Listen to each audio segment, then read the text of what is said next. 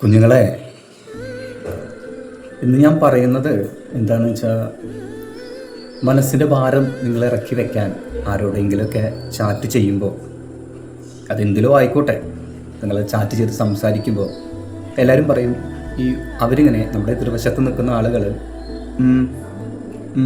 ഇങ്ങനെ തിരിച്ച് നമുക്ക് റീപ്ലൈ തരികയാണെങ്കിൽ അത് അവർക്ക് ഇഷ്ടമില്ലാത്തത് കൊണ്ടാണ്, അങ്ങനെയൊക്കെ പറയാറുണ്ട്. പക്ഷേ നിങ്ങളൊന്ന് മനസ്സിലാക്കണം കുഞ്ഞുങ്ങളെ, അങ്ങനെ നിങ്ങൾക്ക് അനുഭവം ഉണ്ടോ? അങ്ങനെ ആരെങ്കിലും നിങ്ങൾ അത് ചെയ്യുന്നുണ്ടെങ്കിൽ നിങ്ങൾ മനസ്സിലാക്കുക, അത് നിങ്ങളെ ഇഷ്ടമല്ലാഞ്ഞിട്ടല്ല കേട്ടോ.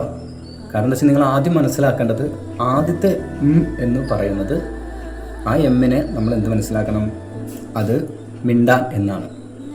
രണ്ടാമത്തെ എം അത് പറയുന്നത് മനസ്സില്ല എന്നാണ്.